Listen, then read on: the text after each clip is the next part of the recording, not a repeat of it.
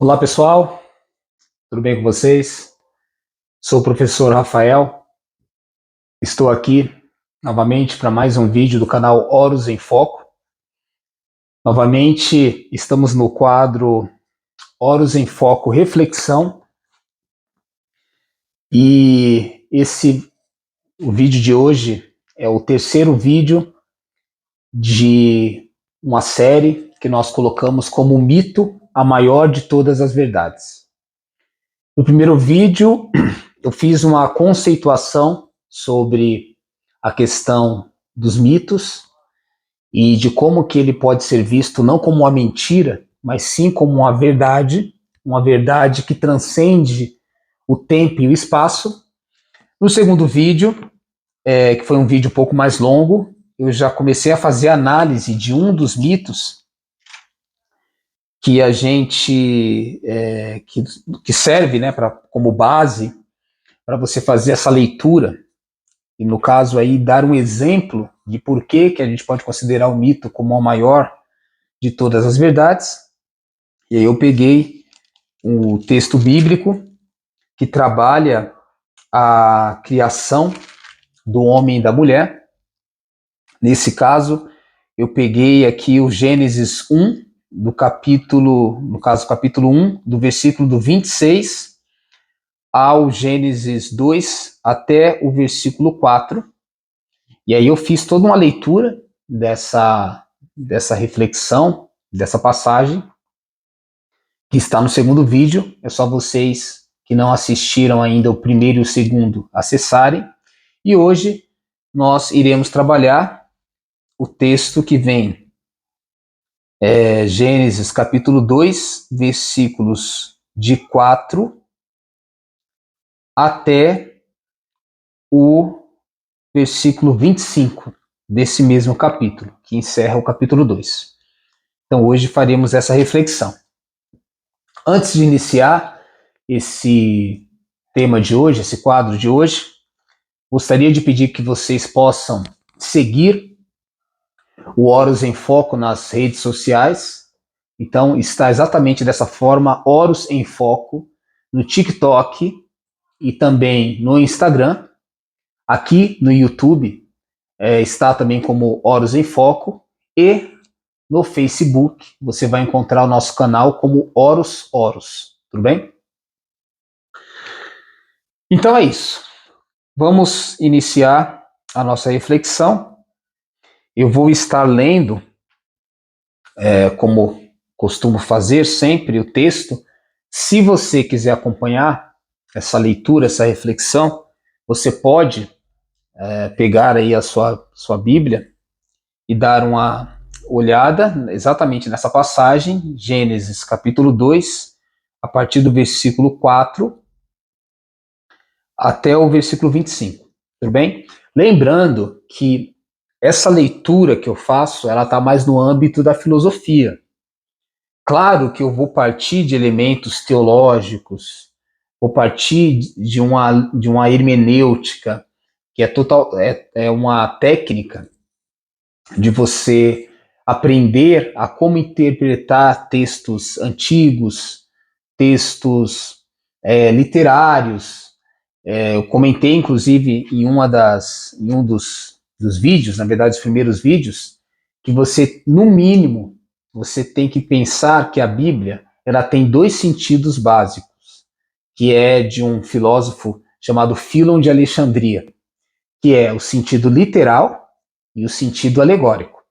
No mínimo, a Bíblia é um livro muito grande, ou uma reunião de vários livros, e que, dentre esses livros, você tem que saber onde está sendo aplicado o sentido literal, aquele que é tal e qual o texto diz, de uma forma direta, de uma forma que não cabe muitas interpretações, inclusive a gente poderia dizer que é uma forma mais histórica, factível. E vai ter outros textos, outras passagens que estarão no sentido alegórico, no sentido figurado, no sentido metafórico e nesse sentido não literal. E aí entra aquela questão que eu comentei. O problema de muitos leitores da Bíblia, de muitas religiões, de muitos líderes religiosos, é interpretar o que é histórico como literal, ou melhor, como alegórico, e aquilo que é alegórico como literal e como histórico. Então, se você faz essa confusão, porque você não tem um estudo mais acabado, você não tem um estudo mais sério, você acaba traindo o texto, você acaba cometendo graves erros de interpretação. Então, você precisa, não tem problema nenhum, pessoas que têm a sua fé, que têm ali o seu segmento religioso, considerar o texto bíblico como palavra de Deus, como uma revelação, enfim, como algo que está para além da história, para além de uma escrita puramente humana. Não tem problema. Mas, dentre esse processo de leitura, de interpretação, de respeito e de crença sobre esse texto, você tem a necessidade de saber o que, não o que as pessoas dizem, não o que o filósofo diz, não o que a ciência simplesmente diz, mas aquilo que a própria teologia séria diz, e lembrando que a teologia está baseada na fé, não é o estudo neutro, que não tem ali o emprego da fé, do conhecimento, não só um conhecimento puro, sem a fé, sem, vamos colocar assim, o olhar da crença, mas é um conhecimento, é uma ciência que parte também de uma crença, de uma fé no sobrenatural. Então, essa mesma teologia séria é que vai colocar que essa Bíblia, que esse texto, que esses livros, você vai ter, no mínimo, esses dois sentidos, tá? Esses gêneros literários que estão presentes aqui, né, nesse texto, tudo bem? Então, esse é um ponto importante para a gente começar aqui a compreender o que a gente vai ver hoje. Eu não vou ficar muito nesses detalhes, porque não é o propósito do canal. Ficar ali indo em detalhes de exegese, de hermenêutica, né, que são estudos mais técnicos da Bíblia, ou de textos antigos.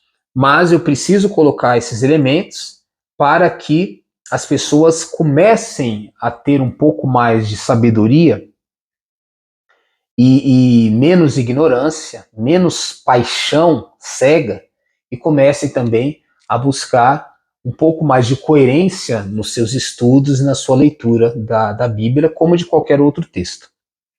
Então, vamos lá.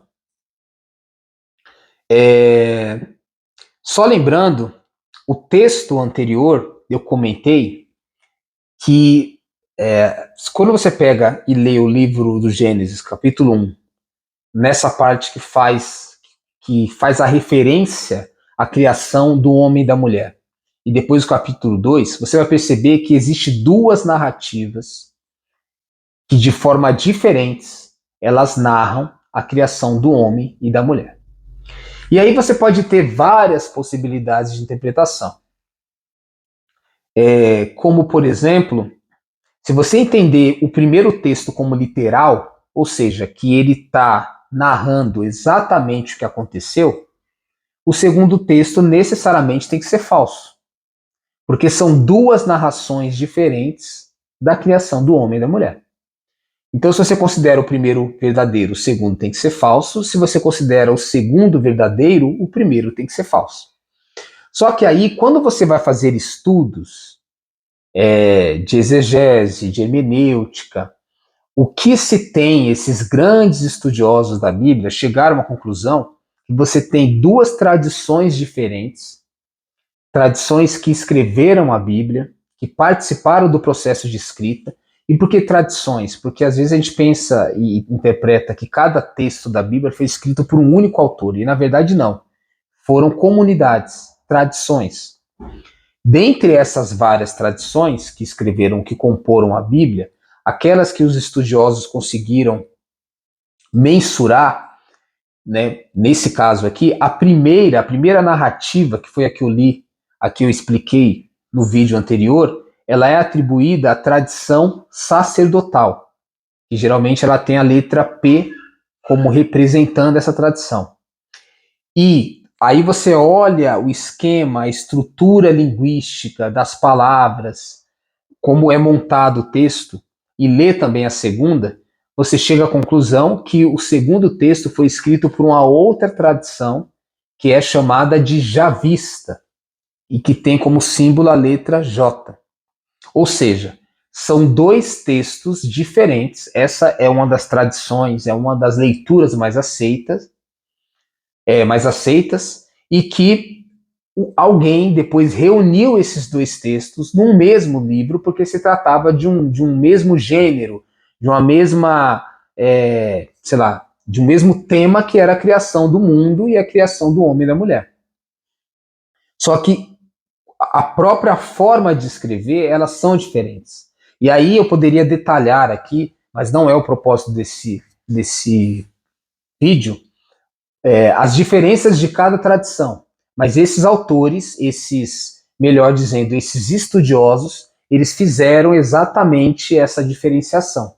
E aí depois você pode procurar aí na internet, que tem tanto vídeos de teólogos explicando isso, como também textos que trazem aí essas diferenciações.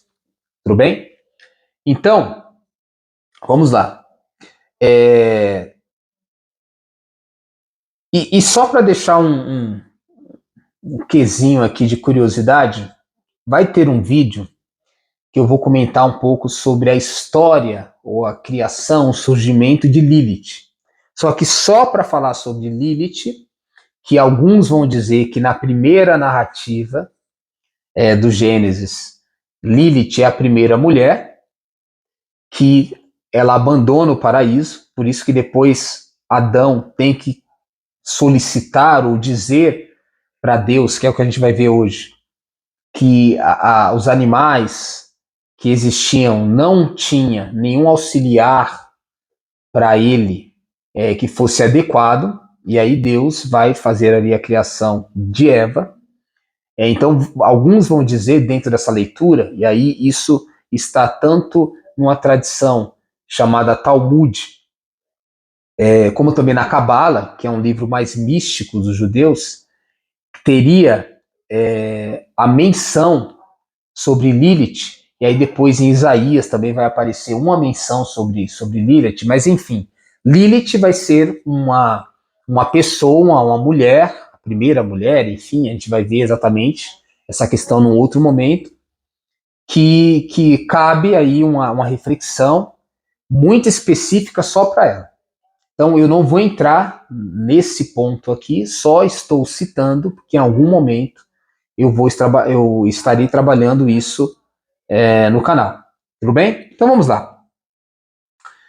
O texto diz o seguinte: quando o Senhor Deus fez a terra e o céu, ainda não havia nenhum arbusto do campo sobre a terra, e ainda não tinha brotado a vegetação, porque o Senhor Deus ainda não tinha enviado chuva sobre a terra, e não havia ninguém para cultivar o solo. Mas brotava da terra uma fonte que lhe regava toda a superfície. Então o Senhor Deus formou o ser humano com o pó do solo, soprou-lhe nas narinas o sopro da vida, e ele se tornou um ser vivente. Lembrando, mais uma vez, eu não estou lendo esse texto aqui na chave literal. Ou seja, tal e qual o texto diz, foi o que aconteceu. Eu estou lendo o texto dentro de uma ideia alegórica, mítica, metafórica. Então, tudo que está sendo escrito aqui, ele tem que ser interpretado, porque é um símbolo, é um simbolismo. Tudo bem? Dado essas explicações, qual é uma primeira coisa que a gente pode entender aqui que esse mito quer ensinar para nós? E quando eu falo mito, aí eu estou dizendo que independe se você é ou não religioso, se você é ou não cristão, essa visão, essa leitura essa forma de ver aqui o texto, ela vai servir para crentes e para ateus, porque a gente está falando de uma visão um pouco mais simbólica. Então, um primeiro ponto colocado é, ao mesmo tempo que o capítulo, né, o versículo, melhor dizendo, 5, ele vai falar que não tinha brotado vegetação, e aí Deus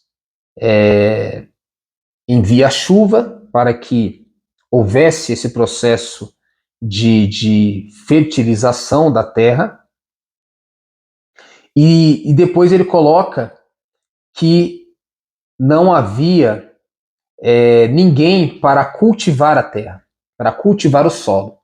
Então, lá no fundo, o que está sendo colocado aqui? Esse Deus, ou a visão que se estabelece da compreensão de como as coisas do mundo, da natureza se dão, é que ela é um processo coletivo. Ou seja, olha só, por que Deus envia chuva, é o que está sendo colocado aqui, se ele poderia, teria toda a condição de simplesmente fazer surgir a planta, a vegetação.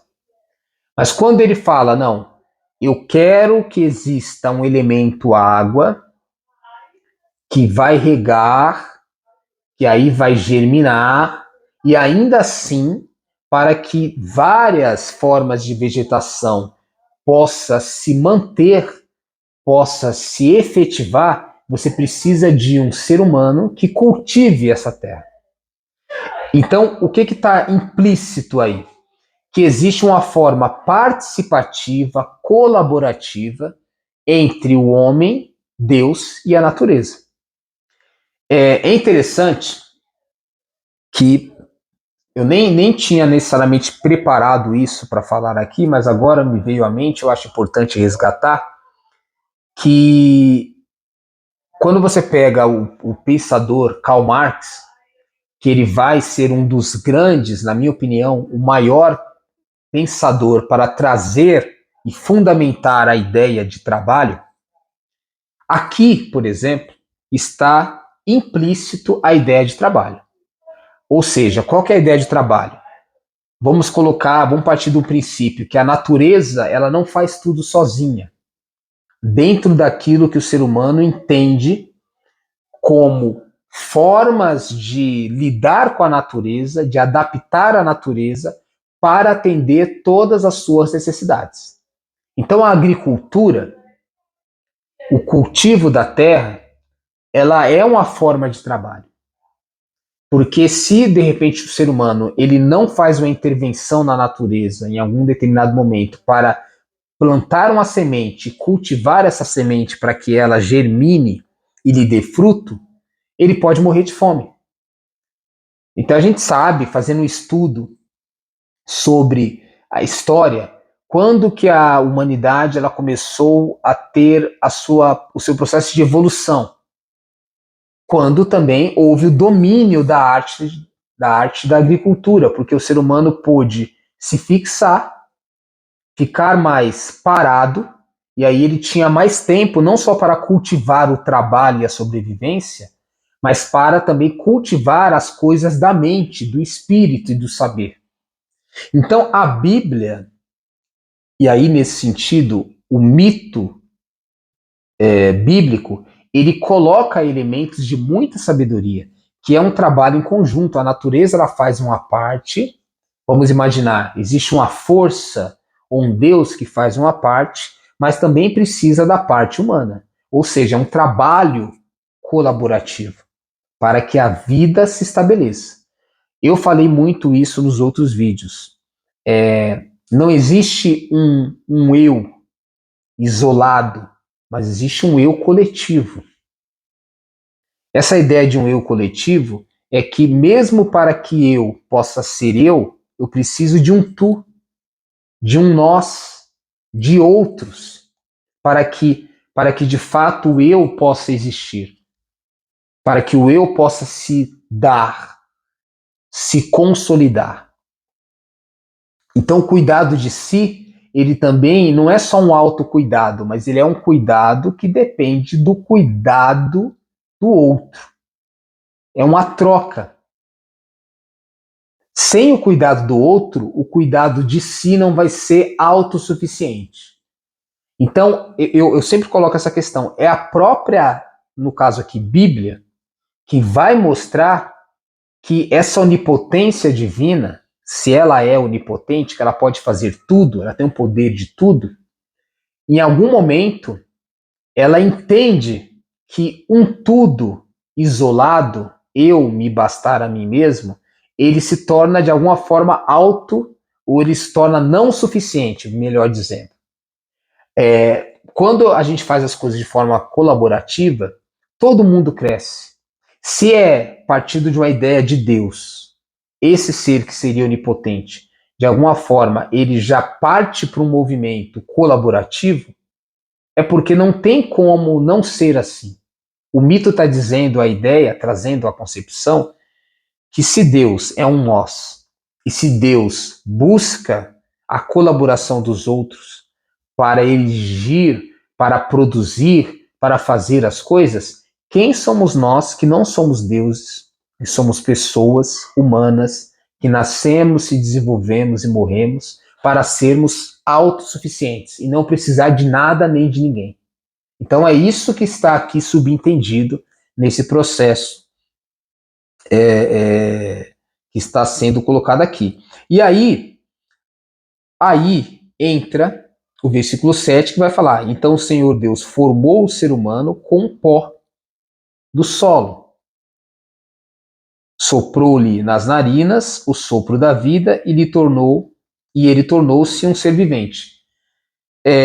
Por que todo esse processo de pegar o pó, formar o ser humano, depois soprar as narinas? Por que é um processo? Por que Deus precisa de um processo? É uma forma de dizer que tudo é um processo. As coisas não são mágicas. Toda verdadeira conquista, todo verdadeiro saber, ele é um processo. Então como que você vai conseguir ser alguém que se formou em uma determinada área? Você vai se tornar um engenheiro. Você não vai se tornar um engenheiro comprando um diploma ou por meio mágico, com estralar de dedos. Você vai se tornar um engenheiro fazendo todo um processo, frequentar a faculdade. Claro, primeiro se preparar para passar no vestibular. Depois, frequentar a universidade. Entendendo que para você passar no vestibular e conseguir entender os conteúdos da faculdade, você teve que ter uma educação básica, muitas vezes uma formação técnica. Você teria que ser um tecnólogo em edificações, passar por vários processos para você conseguir depois aprender a ser engenheiro e se tornar um engenheiro. Para efetivamente, depois de 4, 5 anos ali de curso, conseguir exercer devidamente a profissão. Então tudo é um processo, tudo é processual, não é mágico. Por que isso? Isso é interessante para entender que o ser humano também é um processo, desde a sua base, desde a sua formação. Esse é um ponto. Por que a questão do pó ou do barro? O pó é interessante que tem uma conotação de fraqueza, de simplicidade, ou que o pó ele se torna algo que pode ser tudo e ao mesmo tempo ele não é nada. Por que dizer que o homem é pó? Por que dizer que o homem é barro? Primeiro, para dizer que ele não é tudo, ele não é o ser mais importante, mas ele é com. E segundo, para dizer também que ele pode, a qualquer momento, retornar essa condição de pó, mesmo que depois ele passou por vários processos de evolução, mas ele pode retornar, porque é isso que vai acontecer ao final da nossa vida. E terceiro, eu acho que é para dizer que ele é parte da natureza. Ele não é a parte, ele é parte. Ele é feito pelos mesmos elementos, vamos colocar assim, que compõem qualquer coisa que existe na natureza. O que muda de uma coisa para outra é a proporção. Eu pensei aqui em vários filósofos pré-socráticos, né, gregos, que vão falar sobre essa questão da proporção de matéria que vai em cada coisa. Demóstenes, por exemplo, ele era um daqueles que falavam sobre as proporções. Então, nós somos matéria, somos pó das estrelas, somos pó, somos terra. Só que o que muda de um minério para um vegetal, para um animal? O que muda é a proporção, a quantidade, a interação química desse pó em si. Mas todos somos a mesma natureza. Os indígenas, principalmente, algumas tribos africanas, têm essa contribuição, essa interpretação, essa leitura de se ver como parte da natureza. E aí por isso que existe mais um respeito. Se o ser humano não se vê como parte, ele subjuga, ele explora de uma forma descontrolada, ele destrói. Então, eu acho que deveria se construir um respeito maior com a natureza, quando você entende que você também é parte dela. E não a parte, mas você é parte. Você está dentro, imerso a essa mesma natureza. Então eu entendo que o texto ele chama a gente para esse ponto, né? Para esse sentido mais profundo. Ah, e um outro ponto interessante que eu não posso esquecer é o sopro, que teologicamente vai ter vários sentidos. O sopro de vida, a alma, que naquele momento entra naquele corpo, que era só matéria, agora ele tem um espírito, essa alma que é a imagem e semelhança de Deus, essa alma também que confere a capacidade dele pensar, dele raciocinar, dele sentir. A vida, essa alma também representa a vida. Então tem várias questões que a gente pode entender como esse hálito. Inclusive, alguns vão né, a palavra que está aqui, o ar, o ruar,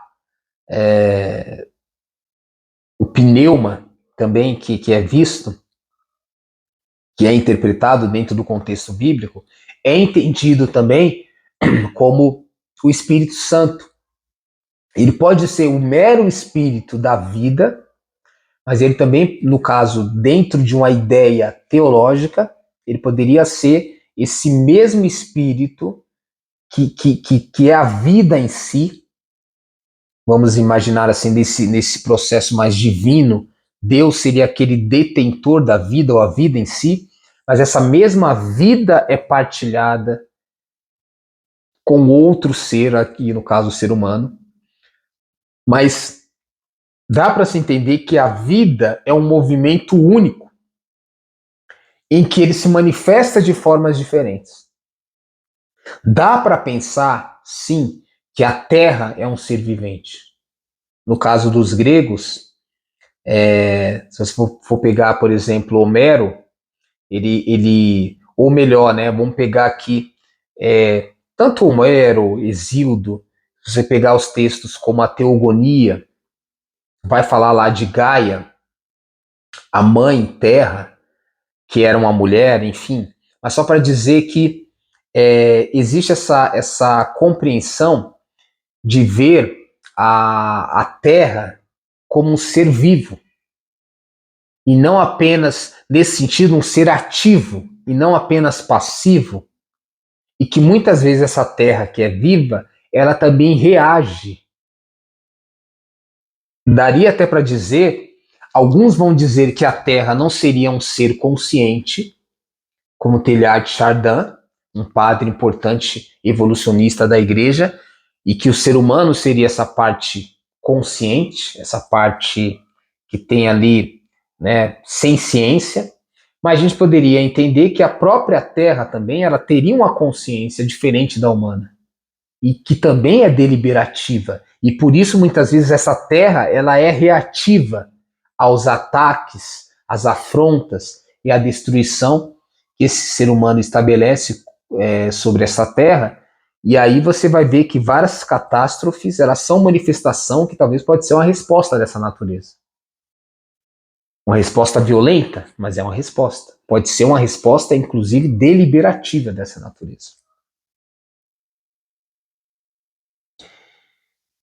E aí vai falar, né, que depois o Senhor Deus plantou um jardim do Éden, ou em Éden, a oriente, e pôs ali o homem que havia formado.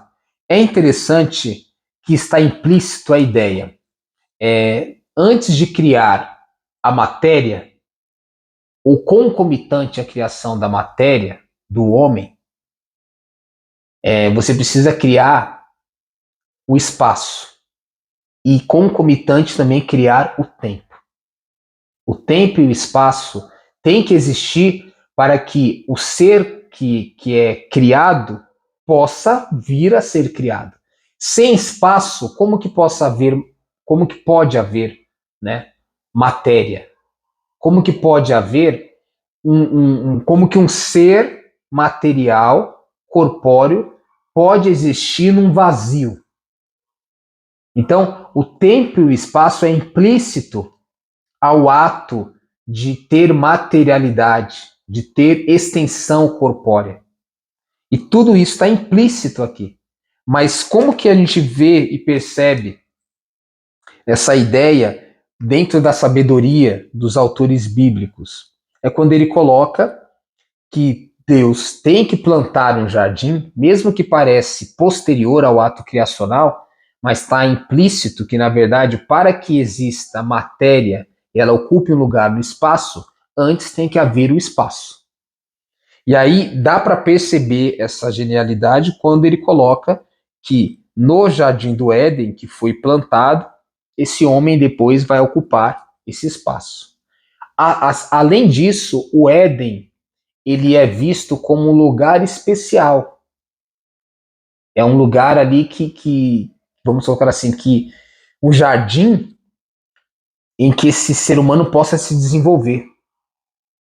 É interessante porque existe, eu comentei sobre no vídeo anterior sobre os dons préternaturais, né? E o que acontecia nesse espaço, nesse paraíso em que esse homem é colocado? Ele está nesse momento, a gente vai ver aqui na sequência do texto, que ele tinha uma sabedoria muito grande nesse espaço, né? Ele possuía ali uma grande sabedoria de como interagir com esse espaço. Ele tinha também uma felicidade muito grande, porque ele não sentia dor, ele vivia a plena alegria, vamos colocar assim, ou ausência de dor, e ele era um ser que estava destituído da possibilidade de morte, de acabar, que a sua vida pudesse acabar. Então, esse jardim do Éden, ele simboliza esse lugar de vida plena, de uma vida que ela tem todos os elementos para se desenvolver de uma forma ampla, de uma forma total.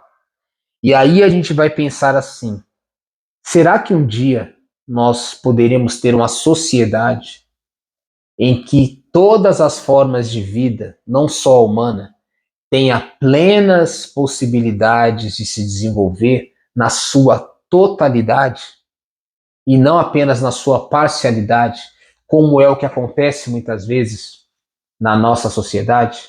A gente não tem uma sociedade, um Estado que todas as pessoas se desenvolvem plenamente. A gente não tem um emprego em que as pessoas consigam se desenvolver plenamente, mas elas são exploradas, maltratadas, adoecidas. A gente não tem uma escola em que os jovens, as crianças podem se desenvolver plenamente.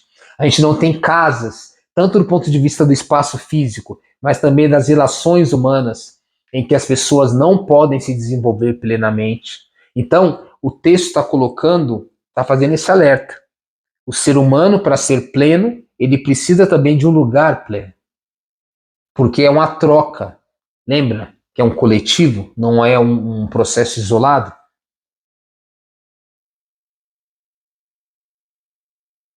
E aí ele diz, né, o Senhor Deus fez brotar do solo toda sorte de árvores de aspecto atraente. Esse é o versículo 9. E de fruto saboroso. E no meio do jardim, a árvore da vida e a árvore do conhecimento do bem e do mal. Então, duas árvores importantíssimas que estavam no meio do jardim. A árvore da vida, que representa a vida plena, eternizada. Então, esse ser humano colocado no jardim do Éden, ele já tinha a vida plena. Só que ainda pode-se dizer, dentro de uma interpretação teológica, que ele não tinha essa vida plena eternizada. Ou seja, essa vida, de alguma forma, poderia voltar para Deus, que deu, que partilhou essa vida com esse ser. E a questão da árvore do conhecimento do bem e do mal, lembrando que bem e o mal, geralmente nós interpretamos do ponto de vista moral, apenas, no sentido de regras de comportamento. Mas o bem e o mal, ele está muito além de apenas regras de comportamentos, porque, por exemplo, o bem e o mal pode ser visto como a dor como um mal e a ausência de dor como um bem. Mas quando você, só para colocar aqui um elemento, né? Quando você sente a dor por algum motivo, você se machucou e você percebeu que aquela ferida, aquele corte dói, aquilo também é um bem, porque vai te ensinar a saber como evitar aquele corte para que você não sofra e inclusive não morra. Então o bem e o mal, ele pode mudar de lugar, a gente tem que entender as coisas de uma forma mais complexa. Nem sempre o bem vai estar no mesmo lugar de sempre e o mal vai estar no mesmo lugar de sempre. Às vezes existe uma troca de lugar ou de lugares entre esses elementos, porque a gente está falando de um ponto de vista mais complexo. O bem está no mal, o mal está no bem, depende muito da situação, do ponto de vista, tá? Então a gente vê que a riqueza bíblica ela coloca esses elementos.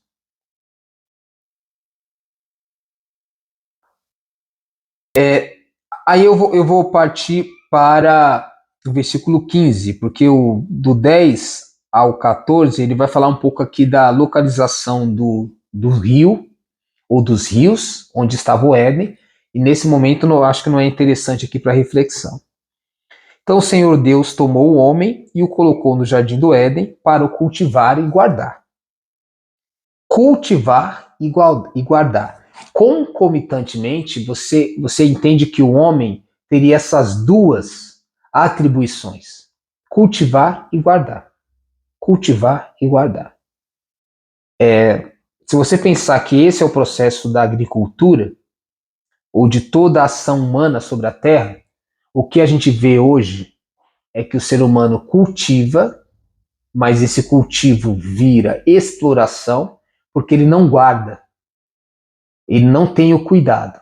E a gente falou, eu comentei sobre isso, tanto nos vídeos anteriores e agora reforçando, que esse cultivar e guardar está dentro dessa dimensão do cuidado. Não é só o cultivo, porque o cultivo sem cuidado, ele vira uma exploração desequilibrada que coloca o mundo, a natureza e as relações humanas em colapso. Então tem que ter também guardar, um cuidado para que as relações, para que, enfim, as coisas possam se evoluir, se manter durante muito tempo, né? O Senhor Deus deu-lhe uma ordem, dizendo. Então, depois que ele colocou o homem no jardim do Éden para o cultivar, o Senhor Deus dá ordem. Podes comer de todas as árvores do jardim, Mas da árvore do conhecimento do bem e do mal não deves comer, porque no dia que dele comeres, com certeza morrerás. É interessante que ao mesmo tempo que existe uma proibição, lá no fundo, o que está sendo colocado aqui é um cuidado de que determinadas coisas dentro do plano social a gente não deve fazer, porque necessariamente esse ato vai desencadear um processo de morte. O que acontece, eu acho, com a ideia que o texto, né, o autor, o texto bíblico e o mito tenta propor, é que a gente sabe que existem determinados limites, que nem tudo a gente precisa experimentar, nem tudo a gente precisa tirar prova, porque quando a gente ultrapassa esse limite, ele vai gerar a morte, ele vai gerar danos irreversíveis. Então, por que a gente tem sabedoria? Exatamente para conseguir ter essa percepção. Mas muitas vezes, pela ganância, muitas vezes pela sede de poder, aí a gente ultrapassa essa barreira do limite, quer ser autossuficiente, onipotente, só que nós não somos. E aí os danos começam a acontecer. É claro que eu estou falando de um sentido mais metafórico, mas dá para você pensar e aplicar isso em várias situações. Vou dar um exemplo. Você sabe, você tem ali um veículo e ele tem ali um velocímetro e está escrito lá que ele chega a 220 km por hora. Só que você sabe, não precisa nem alguém falar, que se você acelerar demais o carro e fazer com que o ponteiro bata lá no limite e fique forçando, lá no fundo você sabe que alguma coisa vai acontecer. O motor vai acelerar, vai aquecer demais, ele vai esgotar o seu limite, a velocidade pode, né, se está ali um limite de velocidade, é porque se entende que todas as vezes que você chega nesse limite, ultrapassa, o risco de morte, de acidente é muito grande. Então, a gente sabe, quando a gente vai interagindo com a natureza, com as pessoas, qual é o limite? Quais são os limites? A gente vai entendendo, vai lendo isso.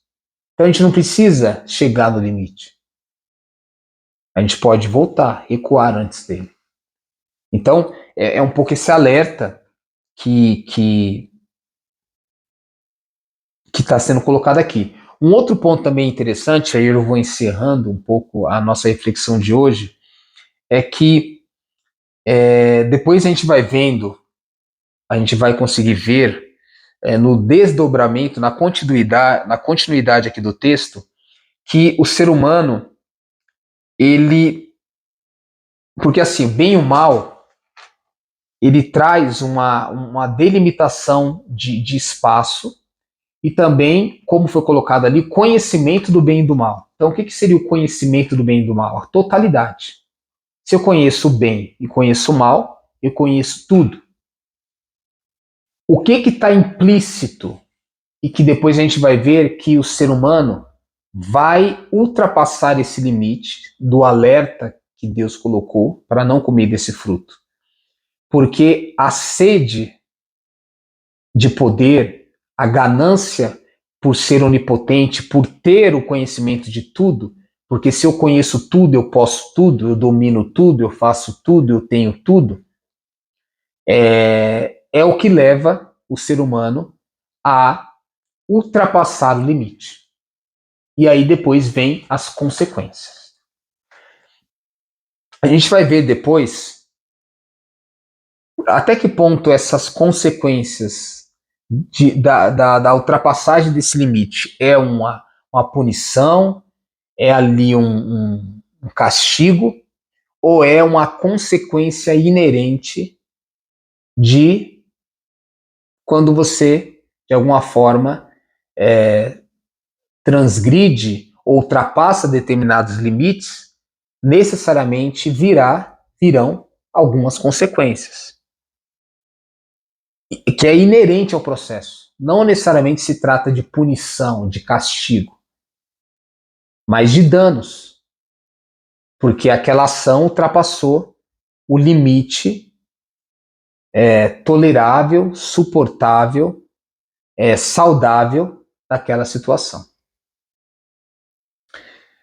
Com isso, eu termino o vídeo de hoje e depois eu continuarei a partir do versículo 18 até o versículo 25. E essa reflexão sobre o mito, a maior de todas as verdades, vai prosseguir. Lembrando aqui, eu estou usando, né, a Bíblia, só para quem quiser saber exatamente a Bíblia que eu estou utilizando, é a Bíblia Sagrada, tradução da CNBB, mas qualquer Bíblia completa que tem o Antigo e o Novo Testamento, ela irá possuir aí esses textos que foram discutidos aqui. Tudo bem? Então, novamente, peço que vocês possam seguir o canal Horus em Foco nas redes sociais, TikTok, Instagram, está como Horus em Foco, no YouTube também, Horus em Foco, e no Facebook, Horus.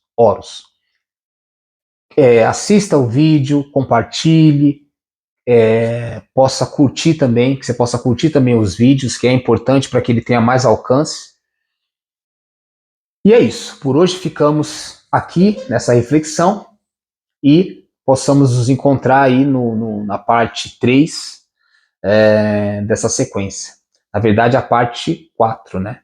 Eu já estou na parte 3, então a parte 4 que vai ter aí uma continuidade dessa reflexão.